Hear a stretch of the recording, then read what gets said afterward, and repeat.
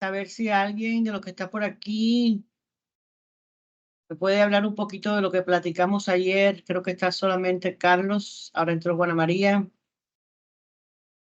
Si alguien me quiere platicar un poquito sobre lo que vimos ayer, lo que platicamos.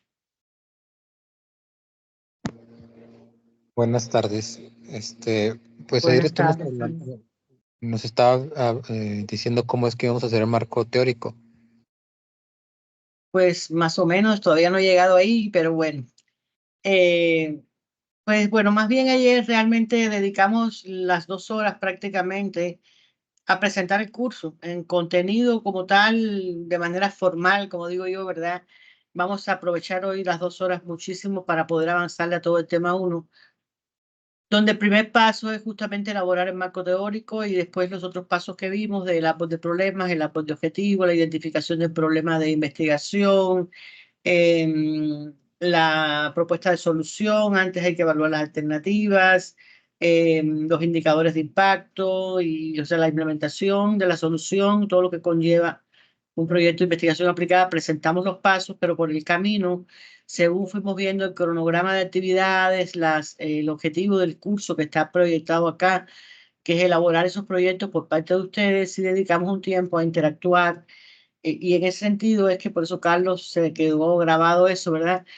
De que en ese sentido les pedí en alguna que otra interrupción que tuvimos, y vino muy bien que aprovecháramos ese tiempo para que ustedes comenzaran a hacer búsquedas específicamente en Google Académico, no en cualquier buscador, sino en Google Académico, que es donde se puede de manera más autorizada o eh, más ad hoc, digamos, con la actividad de investigación, buscar información científica sobre los problemas que queremos resolver en las organizaciones, ¿verdad? Entonces, por el camino estuvimos viendo que querían ustedes un cambio en el cronograma, en el sentido de que les interesa que los domingos sea que se haga el examen por razones de que ustedes trabajan y les es más cómodo acomodar el examen en domingo. Se hizo la modificación en el PowerPoint para que el domingo quede el día 5 de mayo, el examen, perdón, quede el día 5 de mayo. Alguien me pidió que fuera de sábado para domingo. Lo voy a hablar con el maestro César porque realmente a mí no me gusta dejar el examen abierto tanto tiempo. O sea, dejar un examen desde un sábado para un domingo son muchas horas y se presta para algunas cosas que no son muy agradables, que no las quiero mencionar. Entonces, yo lo que hice fue que lo puse 4 horas, o sea, empezar el domingo a las 2 de la tarde, abrir el examen el domingo a las 2 de la tarde y que quedara abierto hasta las 8. Eh, mm, no sé si me quieren decir algo sobre esto, los que están aquí pueden, porque realmente yo repito, yo digo, o sea, yo entiendo que todos estamos muy ocupados, pero este es un horario en el que si nos planificamos, que tenemos esas 4 horas para hacer el examen, pues podemos, yo digo, reorganizar las cosas de la familia para antes de las 2 de la tarde o después de las 8 de la noche, no sé, o en ese horario, porque nadie se va a pasar las 4 horas haciendo el examen, ¿verdad? El examen eh, serán unas 20 preguntas, máximo 25 preguntas, casi todas son de opción múltiple o de verdadero o falso. No creo que tenga mayores complicaciones porque todo va a ser en base al material que ya el maestro César subió a la plataforma, y también subió un formato de tarea. No subió el ejemplo que lo vamos a ver el día de hoy. Yo les dije a ustedes que les iba a preparar incluso un ejemplo con el tema que expuso Carlos, que quería trabajar el tema de la ley por aquí lo noté, la ley de coordinación fiscal, y sí busqué y encontré que hay varios problemas con la implementación de esa ley, y sí creo que sí que se puede hacer un proyecto, como le comentaba yo a él ayer, sobre eso. Lo que, bueno, lógicamente hay que consultar información, ver los problemas y acotar de manera muy precisa qué problema concreto sería el que iría a resolver este proyecto de investigación, ¿verdad? Aplicado. Entonces, lo que subió el maestro César ayer, perdón, fue el formato que tiene el título, la presentación de que esta es la carrera conjunta de la FECA con la SEC, que el título del proyecto, y tiene 2 secciones. Una sección es el marco teórico, haciendo un uso correcto de la práctica de estación, que en unos minutos vamos a estar explicando con mucho más detalle cómo elaborar el marco teórico. Realmente ayer lo mencionamos, pero no lo explicamos con lujo de detalles. Y al final, la segunda sección son las referencias bibliográficas, porque cada cita que ustedes usen en su marco teórico debe tener una referencia bibliográfica en formato APA, y les vamos a explicar el día de hoy cómo hacer esto, y entonces les voy a poner el ejemplo que preparé con el tema de Carlos, y lo vamos a estar trabajando un poco aquí incluso para que quede grabado y que los que están aquí vean, ¿verdad?, con más detalles sobre la base de un ejemplo. Además de ese cronograma que vimos ayer, y que ustedes ven que, bueno, en cada semana está planteado lo que vamos a hacer cada sesión que vamos a tener aquí en línea, y también cambié las fechas de entrega para los domingos, ¿verdad? A partir de la que teníamos para el viernes 19, la pusimos para el domingo 21. El domingo 21 es, si lo pueden subir temprano, mejor, porque yo voy a estar pendiente el domingo de lo que vayan subiendo. Ya el maestro César creó una carpeta en la plataforma Moodle y puso el formato, y de ahí ustedes lo pueden descargar, trabajar ahí y volverlo a subir ahí. Entonces yo voy a estar revisando ya desde el domingo. Cuanto antes lo puedan subir mejor, pero obviamente el domingo se termina a las 12 de la noche, ¿verdad? Entonces, el que no pueda subirlo temprano el domingo, pues que lo suba antes de las 12 de la noche. Sí es importante que lo suban, los que están presentes aquí y los que no están presentes aquí ahora y van a ver la grabación, porque ya les dije que esto va a tener un valor de puntuación en los 60 puntos del proyecto final. Los que van a poder sacar esos 60 puntos son los que han cumplido en tiempo con sus tareas, ¿verdad? Aunque no esté totalmente correcta, porque lógicamente es para ir retroalimentándolos y para ir mejorando el trabajo, ¿verdad? Pero lo que sí les puede afectar su calificación en esos 60 puntos es que no suban la tarea. Igual la suben y tiene detalles de correcciones, etcétera, no importa, no pasa nada. La investigación es así. La investigación no es una clase de matemática donde 2 más 2 es 4, no. Se comienza la investigación y se va ajustando, ¿verdad? Las propuestas con el análisis y las revisiones que tengamos acá. Pero sí, repito, es importante que lo suban el domingo antes de las 12 de la noche, porque si no van a perder puntos. Y bueno, son 4 entregables, y si empiezan a perder puntos, pues imagínense ustedes. No sé cuántos puntos le daré, 5 a lo mejor a cada uno, para que totalice 20 puntos en total de los 60 completos que vale el proyecto. Puede ser eso. Entonces estuvimos viendo esto, ya lo actualicé, y también hablamos del sistema de evaluación. De este 60 es que se van a descontar los 20 de las entregas de las tareas, y los otros 40 que ya quedarían para evaluar ya el proyecto final que quede, que también lo subirían en la plataforma, y el examen que sería, ya dije, el domingo 5 de mayo en la plataforma de Moodle, como ustedes ya están acostumbrados a hacer los exámenes. Entonces, realmente el contenido formalmente comenzó presentándoles yo a ustedes la unidad 1, que tiene estos 3 aspectos, ¿verdad? Similitudes y diferencias entre investigación básica y aplicada, los pasos de la investigación aplicada, ahí fue donde nos quedamos, eh, y comprender algunos ejemplos de investigación en ese caso. Estuvimos explicando bastante cada uno de estos elementos con esta diapositiva, aunque esta presentación desarrolla posteriormente con más detalle cada uno de esos puntos. En cuanto a la definición de investigación básica y aplicada, yo lo tenía claro de toda la vida, ¿verdad? Pues ya les dije que llevo toda mi vida haciendo docencia e investigación, pero realmente busqué en internet y de manera muy rápida aparece, o sea, dice, la básica trata de avanzar, o sea, de hacer avanzar el conocimiento existente o de construir nuevas teorías. ¿Qué cosa es una teoría en investigación? Sea en el campo de la administración y la alta dirección, con su área de estudio de la contabilidad y la finanza, o cualquier otro campo de estudio, hasta las ciencias básicas, las ciencias puras, en cualquier ciencia. Una teoría es un conjunto de proposiciones, o sea, son conjuntos de hipótesis. Las hipótesis son guías para la investigación, supuestos de cosas que van a comprobarse en la investigación, que se van comprobando repetidas veces y se elabora una teoría. Hay teorías clásicas que todo el mundo conoce o ha oído mencionar en su vida, por ejemplo, la teoría de la relatividad de Albert Einstein, ¿verdad? Pero esa no nos ocupa mucho porque es bastante genérica, del área de la física, de la composición molecular, etcétera. En el caso de la administración y la alta dirección, pues hay varias teorías. Por ejemplo, en el campo del liderazgo, los tipos de liderazgo tienen supuestos teóricos que los sustentan. teorías de la motivación, de las teorías más clásicas está la teoría de los factores, la teoría de la pirámide de Maslow, que plantea que en la base de la pirámide lo que motiva a las personas son las necesidades fisiológicas, imagínense ustedes, ¿verdad? Y de ahí para arriba va estrechando la pirámide para decir que después de las necesidades fisiológicas están las necesidades de estima o de grupo y que te quieran y pertenecer a una familia, a un grupo, etcétera.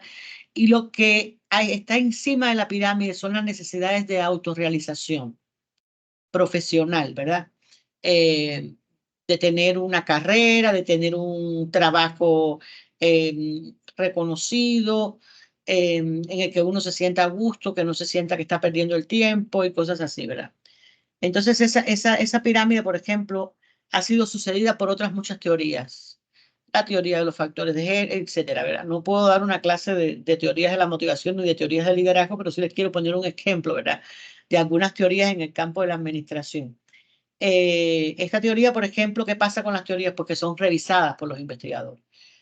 Sobre ese caso particular de la motivación, dice, pues, estuvo bien muy Maslow en el año, creo que fue en la década de 40, no recuerdo muy bien ahora si fue en el año 48, pero por ahí.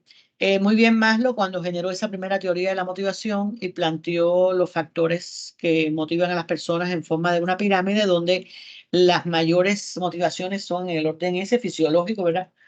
Eh, y la motivación suprema, digamos, entonces, ¿en qué sentido se criticó esa teoría por otros teóricos de la investigación posteriormente? Decían, pues, no es exactamente así, porque planteaba ese señor de que para que un nivel superior jugara como un factor motivacional en la persona, tenían que tener cubiertas todas las necesidades del nivel inferior. Entonces, así, por ejemplo, hasta que tú no tuvieras todas tus necesidades fisiológicas cubiertas, ¿verdad?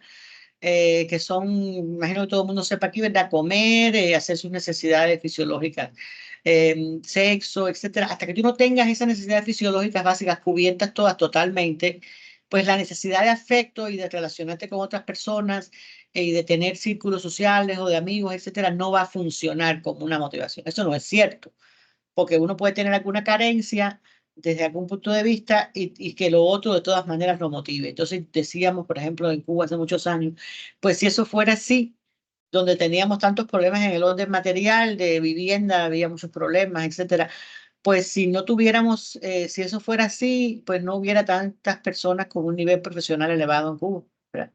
Donde hay, como ustedes saben, mucho desarrollo por lo que el sistema impuso al desarrollo de la educación y de las formaciones profesionales, etcétera. Mucha gente tenían altas motivaciones desde el punto de vista profesional de autorrealización y tenían un montón de problemas de convivencia, o sea, de otras cosas que no tenían resueltas por situaciones materiales diversas, ¿no? Entonces, esa es una crítica que después nosotros la interpretamos en la realidad nuestra personal, pero una crítica que otros teóricos de la motivación hacían. Hay otra teoría de la motivación bien interesante, que es la teoría de los factores de Herzberg. Y dice, todo el mundo cuando busca un trabajo, pues busca lógicamente un buen sueldo, ¿verdad? Porque es la necesidad de tener, como se dice, poderoso caballeros de un dinero, de tener dinero para poder solventar los gastos personales y de la familia, etcétera. Sin embargo, está muy demostrado que el dinero no es el principal motivador. A veces uno prefiere ganar un poco menos, pero tener un ambiente de trabajo agradable, tener un equipo de superación personal, o sea, tener otras condiciones de trabajo, aunque afecte un poco el salario. Voy a ganar más, pero voy a estar peleado con los compañeros de trabajo, voy a estar estresándome, etcétera. Pues no.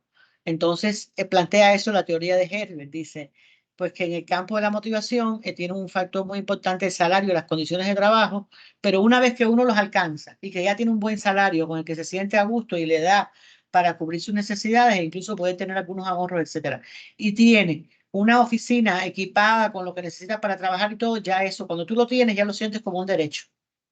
Y entonces lo que te motiva son retos profesionales, nuevas tareas, la posibilidad de ascender en una carrera de ese tipo y como que ya das por sentado de que esos factores ya forman parte de esa dinámica de trabajo. Bueno, es un poco algunos comentarios sobre algunas de las teorías de la administración, que hay muchas otras más, para ejemplificar sobre esto.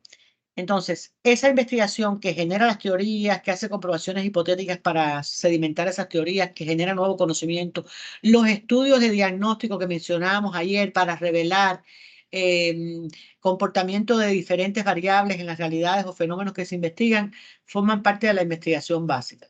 Sin embargo, hoy leí, no sé qué filósofo de la antigüedad, si fue Platón o Aristóteles, que dijo, el conocimiento, si no se aplica, no sirve para nada. No sé si eran las palabras exactas, pero algo así dijo. Y en los últimos años, esto se ha acrecentado mucho más, ¿verdad? Que el conocimiento escrito en libros, en publicaciones, en el escritorio de los investigadores, no es de utilidad, sino es aplicado para resolver problemas, ¿verdad?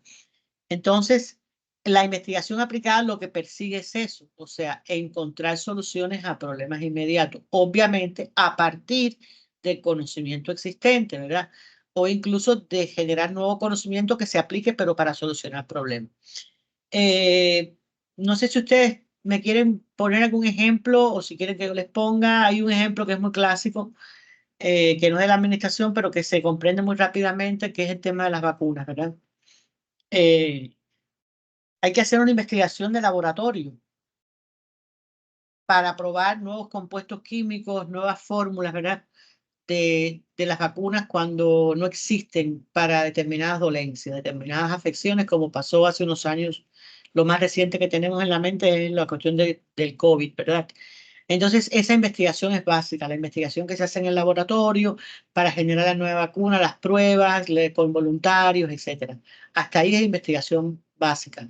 Ajá. Ahora, cuando ya la vacuna está a punto, que está probada, que funciona y que se aplica como fuimos todos vacunados por las diferentes vacunas que generaron los laboratorios en ese tiempo, ya esa parte de la investigación, ¿verdad? Donde se aplica la vacuna, se le da un seguimiento de las personas que fueron vacunadas, qué reacciones tuvieron, etcétera. No solamente el hecho de vacunar es la campaña de vacunación. Eso hay que tenerlo claro. Ajá. No solamente aplicar el conocimiento es investigación aplicada, no es.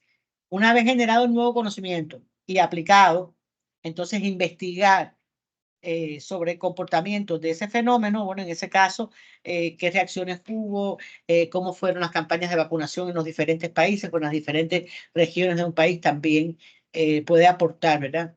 Entonces, conocimiento ya aplicado sobre ese producto que ya está en el mercado, digamos, ya hablando del caso concreto. En el caso de la administración, pues a mí se me ocurre, yo creo que les hablaba de eso ustedes ayer, que en los diferentes métodos que se pueden utilizar para los diferentes problemas que hay que resolver en las organizaciones, pues cuando yo genero o encuentro en la literatura una teoría que trata sobre cómo se resuelve ese problema, no sé, por ejemplo, para motivar a los trabajadores está muy claro que el papel del liderazgo es muy importante, ¿verdad? Que un líder que predomine con el ejemplo, que impulse con su manera de hacer las cosas, que a sus colaboradores, pues va a influir notoriamente en que la gente esté motivada para trabajar. Porque, híjole, déjame quedar bien con este jefe que no es un jefe que está atrás del escritorio dando órdenes o que me trata mal, sino que se involucra conmigo, que me incorpora al equipo de dirección para tomar decisiones. Entonces eso te compromete y te motiva. Entonces eso está también teóricamente estudiado, pues una investigación teórica tendría que ver con la generación de hipótesis, la generación de teorías en esos campos de liderazgo y motivación. Una investigación aplicada sería la implementación en un área de trabajo de ciertos estilos de liderazgo y comprobar cómo eso influye en la motivación, ya en un contexto específico de aplicación. ¿Me estoy explicando? Entonces, si ustedes quieren poner algún ejemplo, o es suficiente con esto para avanzarle como ustedes gusten o quieren hacer alguna pregunta. ¿Está claro? ¿Quieren que sigamos avanzando? Bien. Aquí hay una pregunta que nos hacemos siempre los investigadores, por lo menos, bueno, ¿son Levantó, independientes la investigación? Sí, adelante. levantó la mano la compañera Juana María. Ah, perdón, no la vi. Adelante, Juana María.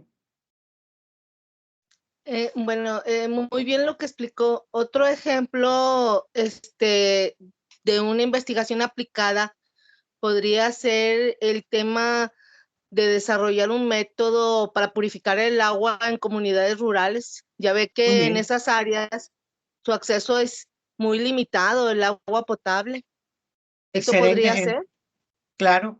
Muy bien. Existen en la investigación básica, existen métodos, técnicas que han sido probadas con éxito, entonces aplicar esas técnicas de purificación de agua en determinados contextos rurales donde, como usted dice, es muy correcto su ejemplo.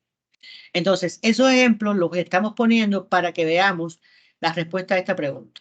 Porque a veces se plantea que hay como una excisión, digamos, una separación, ¿verdad?, entre la investigación básica y la investigación aplicada. Y esto no es cierto. De hecho, hay a veces, aquí nos pasó en el doctorado, cuando se hablaba de investigación aplicada, se pretendía minimizar la función del marco teórico. Decían, no, pero si la investigación es aplicada, ¿para qué tanta marco teórico? ¿Para qué tanto artículo científico? Señor, porque no hay un divorcio entre la investigación básica y la investigación aplicada. Y repito, la investigación aplicada no es resolver cualquier problema que podamos resolver cambiando a una persona en el puesto de trabajo, no.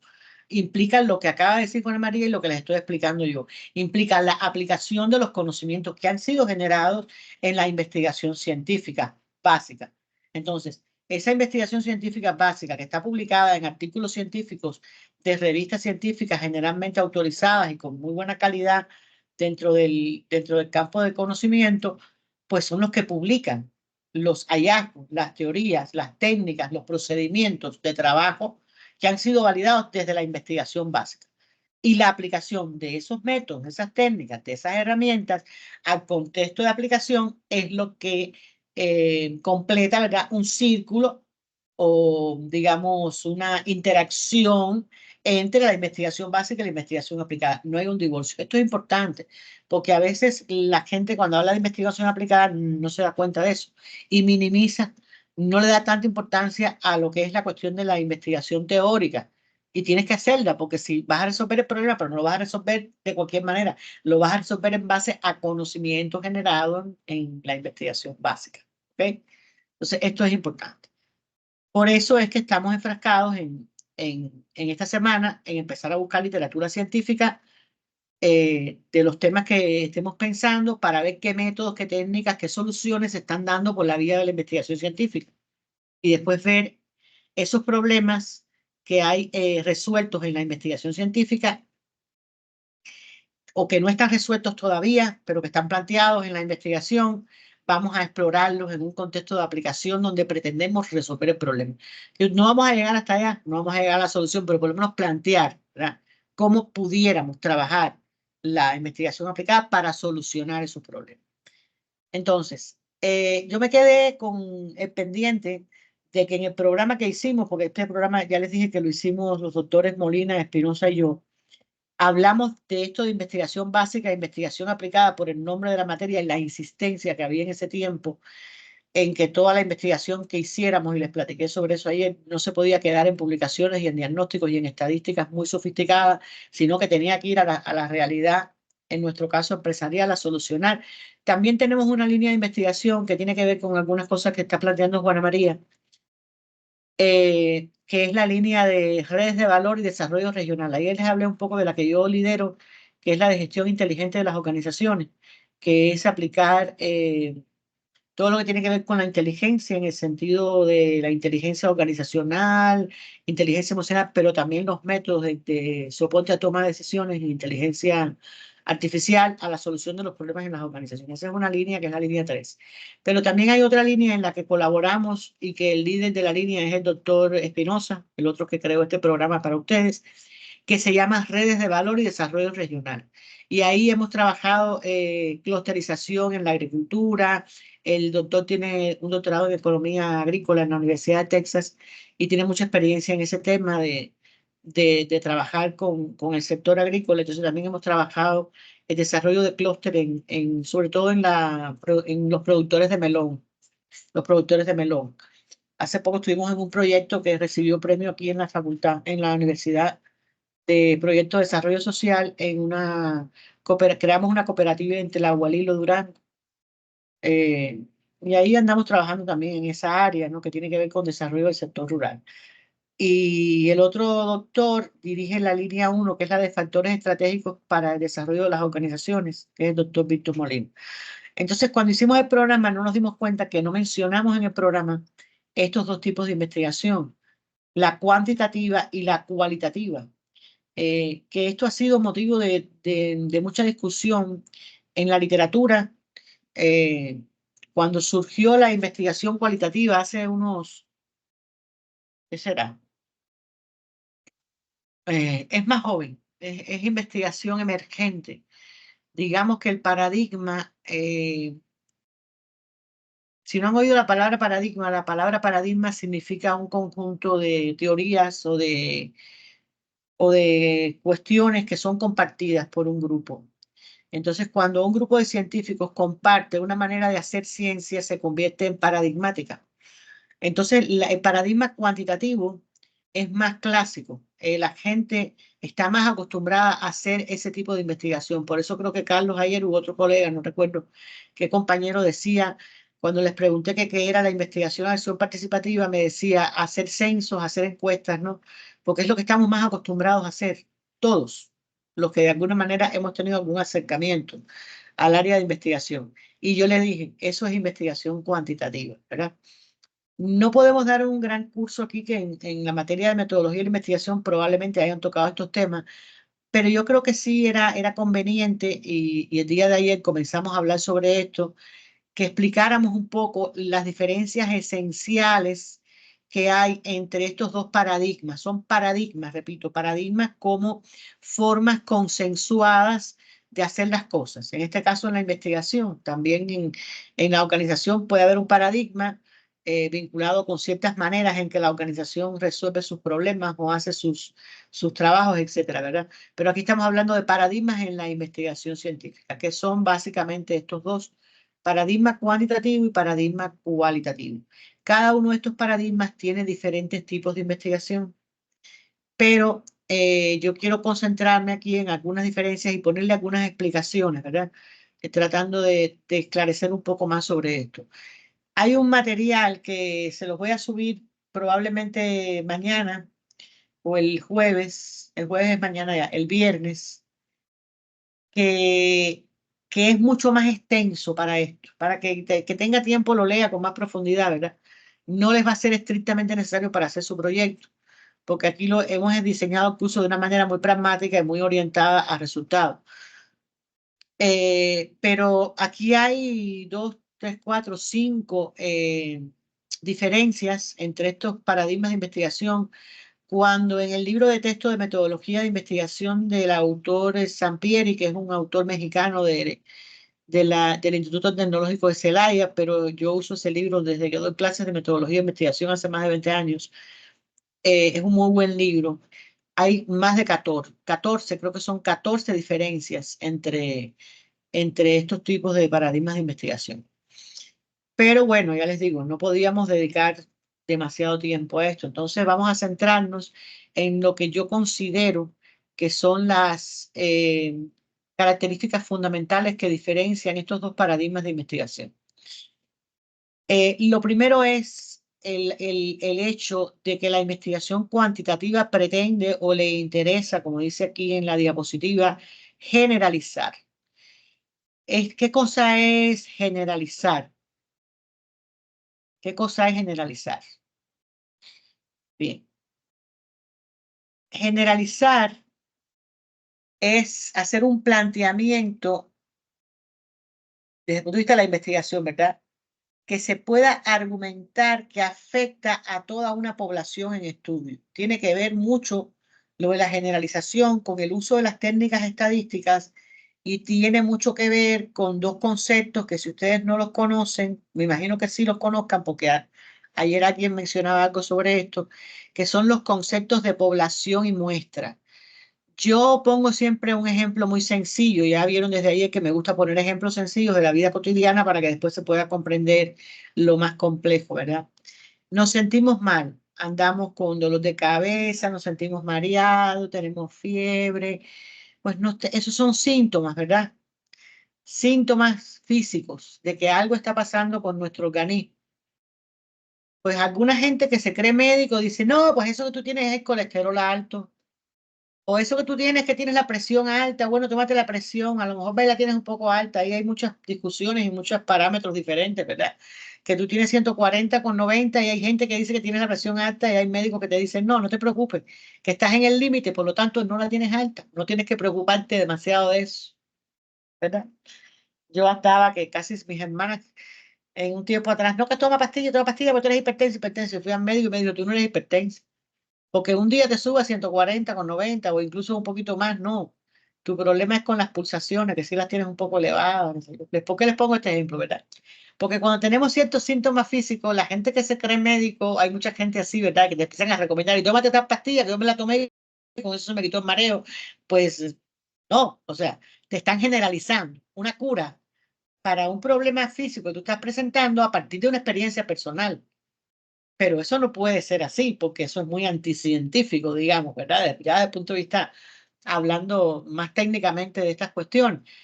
Para yo poder estar seguro qué es lo que hacen los médicos, pues hacer un diagnóstico, ¿verdad? ¿Qué hacen para hacer un diagnóstico? Pues en mandarte a hacer unos exámenes clínicos, te van, te sacan una muestra de sangre. Ejemplo, siempre se los pongo a los muchachos en licenciatura, porque es muy ilustrativo para esto que queremos decir. O sea, te hacen una muestra de sangre y con un poquitico así de tu sangrecita pueden hacer generalizaciones sobre todo tu organismo físico, ¿verdad? Porque el ser humano es una integración física, biológica, psicológica, ¿verdad? Social, que tiene otros varios componentes y a lo mejor, pues muchas veces nos duele el corazón, nos duele el pecho y pensamos que tenemos un infarto. Y ya cuando te dicen, no, pues no, te hacen un electrocardiograma, pues no, lo que tienes no es físico. Lo que conozco gente que tiene mucho dolor de cabeza y han ido al médico desesperado, me duele la cabeza y me duele la cabeza. Y el médico le ha dicho, a ver, te duele aquí, te duele acá, te duele acá. No, ¿sabes qué? Tú no tienes nada físico. No, tú, que a mí me dijeron que eres hipertenso. No, espérate un momento, toma la presión. No, tú no eres hipertenso. Tú lo que tienes es psicológico. Y la psiquis cura o mata, ¿verdad? Entonces, tú lo que tienes es psicológico y ese dolor de cabeza que tienes son problemas psíquicos que no has resuelto en tu vida y que tienes que atenderte, porque los problemas psicológicos generalmente recaen en problemas físicos. ¿Por qué les pongo todos estos ejemplos? Para que se comprenda rápidamente de qué se trata esto. Después podemos ver otro ejemplo ya más cercano a nuestra área de investigación, pero con esto se comprende muy rápido el asunto. Te sacan esa muestra de sangre, ¿verdad? Y con una pequeña muestra de tu sangre, pueden llegar a conclusiones diagnósticas de qué es lo que te está ocasionando esa sintomatología. Entonces, ¿cuál es la muestra? El poquitico de sangre que te sacaron, así mismo se llama en la química sanguínea, ¿verdad? En el análisis de sangre. Eso es una muestra de tu sangre. En esa pequeña muestra se va al laboratorio, se hace un análisis de un examen de esa sangre de acuerdo con ciertos compuestos que van a ver si se reacciona o no reacciona y te dicen, bueno, efectivamente tienes colesterol alto, eso te puede estar produciendo un mareo, ahora vamos a ver qué medicamento tú conllevas para esto. ¿Cuál es la muestra? La pequeña gotica, el poquito de sangre que te sacaron, ¿verdad? ¿Cuál es la población, tu organismo, que a través de toda tu sangre refleja, ¿verdad? Tu salud, tu estado físico con respecto a enfermedades, sobre todo físicas, y a las enfermedades de otro tipo requieren otro tipo de diagnóstico, ¿verdad?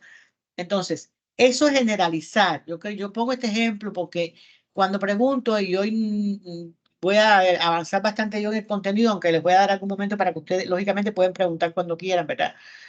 Pero cuando pase una hora voy a dar un espacio para preguntas, etcétera, para yo poder avanzar porque tenemos bastante contenido pendiente y quiero terminar el día de hoy el tema 1, porque cada semana, como ustedes vieron, es un tema nuevo. Entonces, cuando pregunto generalizar, empiezan a decirme cosas que no están del todo mal, pero que no dan al traste, no son exactas, digamos, y la exactitud en la ciencia muchas veces es importante. Entonces, generalizar es que los resultados de un estudio, de una investigación que se hizo en una muestra, pueden ser extrapolados, pueden ser generalizados a toda una población. Les puse el ejemplo de la sangrecita, la enfermedad y todo eso. Ahora veamos un ejemplo de una investigación que desarrollamos aquí, que ayer se las mencioné ayer. Quisimos investigar hace unos años atrás, cuáles son los factores para el desarrollo estratégico de las pymes en el estado de Coahuila. ¿Cuántas pymes hay? Nadie sabía. Hay que buscar. la población es el total de pymes que hay. Pymes, como ustedes conocen, es pequeñas y medianas empresas en todo el estado de Coahuila. En La Torre, ¿dónde las buscamos? Con el grado de informalidad que hay en ese sector, ¿verdad? Bueno, hay que buscar un repertorio que ahí está. Gracias a Dios, México tiene uno de los mejores sistemas, bueno, gracias a Dios y al esfuerzo que han hecho en ese instituto, el INEGI me refiero, uno de los mejores sistemas de gestión estadística que hay en Latinoamérica, lo tienen ustedes aquí en México. Entonces, el repertorio del INEGI es un instrumento de investigación para nosotros muy valioso, porque de ahí sacamos las poblaciones, ¿verdad? Entonces, bueno, tiene el DENUE, que es el Directorio de Unidades Económicas, y por ahí pudimos sacar por los municipios de Coahuila, en cada municipio por los diferentes colonias, etcétera, qué micro y pequeñas empresas habían registradas en ese censo, ¿verdad? Obviamente había otras que estaban informales, que no estaban registradas, y entonces ya en la investigación se plasma. Bueno, aquí se trata solamente de las pymes que están formales, que están registradas en Hacienda, que se yo, porque la informalidad es más difícil de trabajar porque no hay un registro eh, público, ¿verdad? Para verlo. Entonces, de ahí determinamos las poblaciones, ¿ah? Pues poblaciones enormes de miles y miles y tal vez hasta millones de pequeños negocios, ¿verdad? Entonces, cuando se puede abarcar toda la población es cuando se habla de censo, del joven que hablaba ayer, encuestas y censo, pero casi nunca es posible abarcar el censo, o sea, toda la población. Entonces, lo que se hace cuando no se puede abarcar el censo es seleccionar una muestra. Hay técnicas estadísticas que no las vamos a explicar aquí por razones obvias de tiempo, que en cursos de metodología de investigación más extensos, pues sí explicamos con más detalle los distintos tipos de muestreo, etcétera. Pero desde el punto de vista estadístico hay fórmulas estadísticas ya establecidas para calcular las muestras con una probabilidad de error baja, etcétera. Entonces hay calculadoras de muestras en internet donde yo busco calculadora de muestras, pongo la población, es de tanto y el sistema me arroja, pues tu muestra tiene que ser de tanto. Entonces ya, si digo, bueno, de este millón de empresas, calculé la muestra con la fórmula estadística indicada y me dio que la muestra va a ser de 650 empresas, es un ejemplo que no necesariamente va a dar el resultado así, pero un ejemplo, yo voy a investigar esas 650 empresas. Pero las pymes son por sectores, tuvimos que usar en ese estudio lo que se llama una muestra estratificada. ¿Qué cosa es una muestra estratificada? Que tiene estrato, que tiene subconjuntos. Subconjuntos en este caso, ¿de acuerdo con qué? Con los sectores económicos en los que se desempeñan las pymes. La mayoría son de comercio y servicio, pero también hay menos, pero hay pymes industriales y en la industria hay diferentes sectores industriales, ¿verdad? Que si la metalmecánica, que si la electrónica y así. Pues por sectores se fueron haciendo estratos para ver poblaciones por cada uno de esos estratos en los sectores y muestras para cada uno de esos sectores estratificados, ¿verdad? Entonces ya sabíamos, esa parte del estudio, de la investigación, bueno, pues vamos a aplicar un cuestionario. Ayer el joven decía, pues para hacer el cuestionario no tuvimos que batallar mucho nosotros porque ya el cuestionario estaba hecho, cotejado con la literatura, lo que se llama validez de constructo, es que las preguntas yo no me las inventé, las saqué de la literatura. Entonces, ese trabajo lo tenemos que hacer a veces en la investigación cuantitativa, pero en este caso no lo tuvimos que hacer porque ya la Universidad Española que dirigía la red de FIVE Pymes, se llama la red Fundación para el Análisis y el Desarrollo Estratégico de las Pymes, ya tenía su cuestionario diseñado y validado estadísticamente. Entonces, ese cuestionario se lo dimos a los estudiantes de doctorado que teníamos en distintas regiones de aquí del estado de Coahuila. Teníamos en aquella época doctorado en Monclova, en Piedras Negras, no recuerdo en qué otras ciudades, pero en Saltillo. Y entonces, estudiantes de doctorado que hicieron sus tesis en ese proyecto que les estoy hablando, que fue uno de los primeros que trabajamos aquí en nuestro cuerpo académico, pues iban los estudiantes, lógicamente los capacitábamos para que ellos fueran a las empresas a aplicar el cuestionario. Nosotros, como ya les repetí, les dije, pues estábamos aquí en Torreón, en nuestras oficinas que están ahí en la FECA, y nuestros estudiantes estaban recabando la información de campo, ¿verdad? Ellos eran los que estaban en el campo, los que iban a las empresas, los que contactaban a las empresas por teléfono. Entonces, bueno, Cuando se recopiló toda esa información en forma de cuestionario, ¿qué es lo que viene? Les estoy hablando con un ejemplo del proceso de la investigación cuantitativa. Después que se diseña el cuestionario, que se valida de que es un cuestionario apropiado y todo eso, que se reducen las preguntas más importantes con una técnica estadística también, que es el alfa de Cronbach, se aplica el cuestionario. Esa etapa es la recopilación de la información, ¿verdad? Antes de eso hubo planteamiento de un problema, que era que las pymes, como ustedes saben, surgen y desaparecen muy rápidamente. Hubo marco teórico, hubo planteamiento de problema, de objetivos, ¿verdad? Algunas hipótesis que se sacaron de la literatura, elaboración del cuestionario, validación del mismo, aplicación para recopilar información y después que tenemos esa información recopilada, ¿qué fase viene? Para ver si me están siguiendo en mi explicación larga con el ejemplo del método cuantitativo. Después de eso, ¿qué viene? Después que yo recopilé la información en campo, que apliqué los cuestionarios, ¿qué viene? Pues el análisis para tener una hipótesis y ver cómo se está desarrollando o llegar al objetivo que se está pretendiendo. Bien, antes del análisis está la captura, ¿verdad? O sea, hay que crear una base de datos, capturar esos datos en una base de datos. Se usa mucho en las ciencias sociales un software que se llama SPSS, Software para el Procesamiento Estadístico. Las siglas son en inglés, pero significan eso. Entonces, esos cuestionarios, se crea una base de datos donde cada campo significa las respuestas de esos ítems que se preguntó y se respondió, y se crea ese repositorio de datos para hacer entonces los análisis estadísticos que haya que hacer.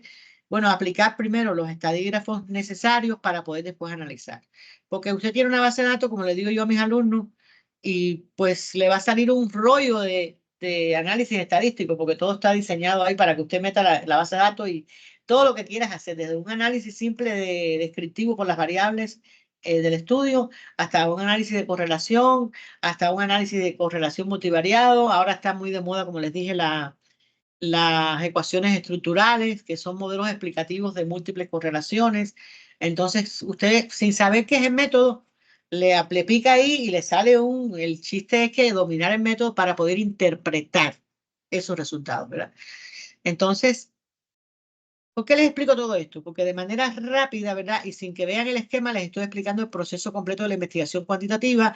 Después que ya yo hice todo eso, el cuestionario lo apliqué, lo metí en la base de datos, lo procesé con estadística, el resultado que yo obtenga ahí para esa pequeña muestra, o pequeña no, ni pequeña ni grande, esa muestra representativa de las pymes en ese sector, si cuando yo apliqué el cuestionario me arrojó que los factores fundamentales para el fracaso de las pymes eran la falta de profesionalización, la escasez de recursos humanos capacitados, la falta de planeación estratégica, eso que yo tuve para la muestra representativa de 600 y tantas empresas es generalizable a la población de miles y miles de empresas de acuerdo con el dato estadístico que tuviéramos, ¿verdad? Entonces, eso es generalizar. Quiero que esto quede claro porque en el examen va a haber preguntas sobre esto y las preguntas son a veces no de opción múltiple, sino de confusión múltiple, y les pongo la definición de población a la muestra y como que los trastorno un poco, ¿verdad? Entonces es importante que esta parte de la grabación, los que no están, la escuchen, la comprendan y si hay alguna duda que la pregunten, porque a veces confunden, ¿verdad? Los conceptos de muestra con el de población. A veces cuando preguntamos qué es generalización, no saben explicar que generalizar es eso. Generalizar, en pocas palabras, es eso, que los resultados que hemos tenido en una investigación para una muestra estadísticamente representativa se pueden generalizar a una población en estudio. Entonces, espero que estos dos ejemplos, uno de la realidad y de la persona cotidiana, ¿verdad? Y otro ya aplicado al área de la ciencia de la administración, les esclarezca mucho más sobre esta cuestión de la investigación cuantitativa. Ahora bien, si nos quedamos hasta aquí, ya creo que fue Juana María, habló del tema de las hipótesis. Ajá. Eso es cierto. Y es una gran diferencia que hay entre la investigación cuantitativa y cualitativa. ¿Por qué? Porque en la investigación cuantitativa interesa mucho, esas generalizaciones se hacen también usando las hipótesis, ¿verdad? Pues en alguna investigación que me encontré que se hizo en las pymes, para este mismo ejemplo, para que me sigan comprendiendo mejor, ya se describía en esas investigaciones previas que la falta de planeación estratégica era un motivo muy importante de fracaso de las pymes. Pues yo conozco aquí, he conocido muchos jóvenes porque son bien graciosos y yo me voy a hacer millonario y crean un negocio hoy, crean otro negocio mañana y funden ese y después van al otro y pues no planean, no, ya también la planeación estratégica hay mucha gente que la cuestiona porque dicen que con la volatilidad de las economías y de los mercados y todo eso, que es muy poco probable que podamos predecir lo que va a pasar en un año, ¿verdad? Pero de todas maneras es importante por lo menos tener una noción, aunque tengamos escenarios diferentes, ¿verdad? Que es lo que se hace en la planeación estratégica ahora, ver diferentes escenarios para poder estar preparado en diferentes circunstancias. Entonces, a lo que voy, si ya yo encontré una hipótesis en la literatura, porque las hipótesis, señores, no se inventan. Esto es importante. Las hipótesis no se inventan. Las hipótesis no son que yo apliqué la estadística y después que apliqué la estadística me dio que había una fuerte correlación. Entonces yo digo que mi hipótesis es que hay una fuerte correlación entre la planeación estratégica y el fracaso de las pymes. No, no, no, no, no. O sea, yo no invento la hipótesis yo la saco de la literatura y la compruebo. Cuando recopilo la información, creo la base de datos y aplico la estadística de la correlación entre variables que le expliqué ayer, que la correlación es cómo influye una variable independiente en una variable dependiente. En este caso, si estuviéramos investigando cómo influye la planeación estratégica en el fracaso de las pymes, pues tendríamos que hacer ese estudio, meter el estadígrafo correspondiente y entonces estaríamos comprobando una hipótesis que ya está descrita en la literatura y que nosotros seguimos contribuyendo al avance científico, a la generación de conocimiento. Por eso esto es investigación básica. No se puede asociar de manera total que la investigación cuantitativa es investigación básica, pero yo diría que sí, mayormente la investigación básica se apoya en métodos cuantitativos y la investigación aplicada se apoya mayormente en investigación cualitativa. A lo mejor hay investigadores que discrepan conmigo porque estos son temas que todavía están un poco en discusión, sobre todo por lo emergente del paradigma, porque la investigación cualitativa es más reciente, más nueva, ¿verdad? Entonces, aquí yo saqué las hipótesis de la literatura y el método de investigación cuantitativa, como se plantea aquí, es hipotético deductivo. ¿Qué quiere decir eso? Lo que acaba de decir Juana María, que yo en la investigación cuantitativa voy a comprobar si se cumplen o no se cumplen ciertas hipótesis. Por eso es hipotético deductivo. Me voy a parar aquí para que veamos el contraste con la investigación cualitativa. Si a la investigación cuantitativa le interesa generalizar, que ya expliqué con dos ejemplos incluso, qué cosa es generalizar y lo resumimos, repito, porque en la repetición está la enseñanza, que generalizar en investigación es que los resultados que obtuve en una muestra se pueden extrapolar, se pueden generalizar a una población en estudio. Bien, eso me interesa en lo cuantitativo, pero en lo cualitativo no me interesa generalizar. No me importa.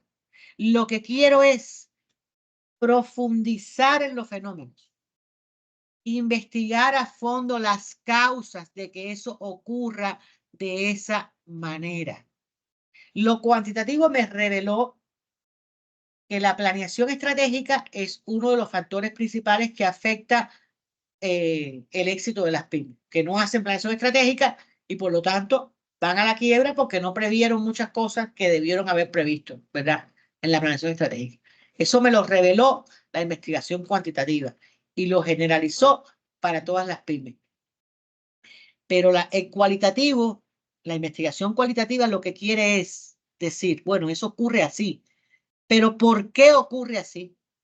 ¿Por qué las pymes no planean si muchos de ellos ya pasaron por un curso de administración o tienen un vecino, un conocido, un amigo que les sabe de planeación estratégica o escuchan en la radio y en la televisión que la planeación estratégica es importante, que hay que planear el futuro? O sea, ¿quién no ha oído a estas alturas de la vida hablar de que las organizaciones tienen que tener una misión, una visión, unos objetivos estratégicos, ¿verdad?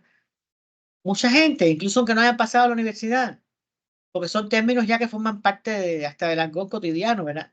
Entonces, a pesar de que saben que eso existe, que las organizaciones tienen una misión, una visión, ¿por qué no lo hacen? ¿Por qué? ¿Cuáles son las causas, verdad?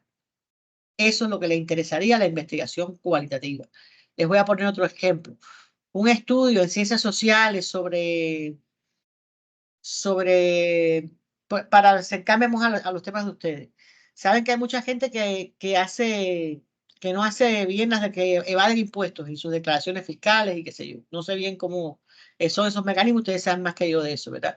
Se hace una investigación sobre la evasión de impuestos en las declaraciones fiscales. Ahora ya es más difícil con el tema de la transparencia y de toda la fiscalización en línea y todo eso, pero sigue ocurriendo, yo creo. Entonces, bueno, se demuestra que sí, que hay un alto número de empresas que evaden impuestos, pago de impuestos y qué sé yo. Eso lo demostró la investigación cuantitativa. Ahora, ¿por qué? ¿Por qué lo hacen? Ajá.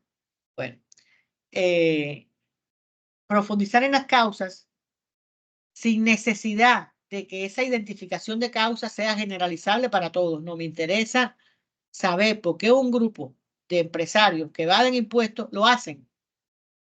Entonces, ahí viene una bronca fuerte. La investigación cualitativa es muy apasionante, por lo menos para mí, ¿verdad? Que soy un poco intensa y me gusta conocer la verdad de la verdad y la intríngulis y de lo más profundo del corazón y de todo así. Pues entonces yo la investigación cualitativa, comprendo el valor de la investigación cuantitativa en el sentido de eso, de diagnósticos muy certeros, ¿verdad? Utilizando las técnicas estadísticas.